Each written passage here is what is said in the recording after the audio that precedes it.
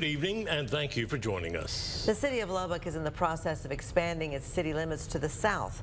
Last month, residents in the Highland Oaks neighborhood voted in favor of annexation, so now it's the council's turn to vote. KCBD News Channel 11's Brittany Crittenden joins us with the next steps and what makes this process different than ones before. Brittany? Karen and Abner, before 2019, the city could do involuntary annexations and choose to annex property into the city. Then in 2019, state law prohibited that. So now all annexations have come through petitions when property owners ask to be a part of the city. Since that change, Kristen Sager, the director of planning, says Highland Oaks is the first fully developed residential neighborhood to go through this process. This is a new process. They're the first neighborhood to go through this option, which is in state law that allows for the entire neighborhood to petition for this annexation. HOA members for Highland Oaks say they've been working on this process for several years. After the city adopted a resolution of intent to annex the subdivision this summer and several public hearings, the decision went to the voters. In November, 69% of people who live there voted for annexation.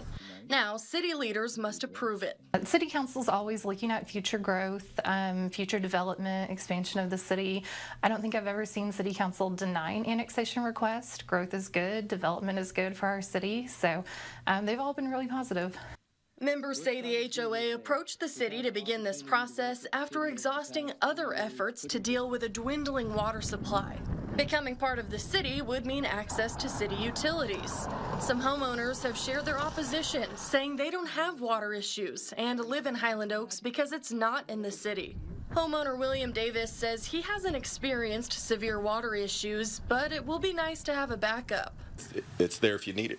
And so, you know, that's the same thing. There's a stigma that goes along with this neighborhood because everybody has to put multiple wells, water storage tanks, and everything else. And I don't think it can do anything but increase property values. If the city approves the annexation, homeowners and builders will have to follow city codes. Paying taxes will provide services like police, fire, and animal services. But to gain access to city utilities, homeowners will have to pay to extend the infrastructure. If the annexation gets approved, then we're going to start the process for the PID, or the Public Improvement District. Brianna Brown, our Business Development Director, will oversee that process.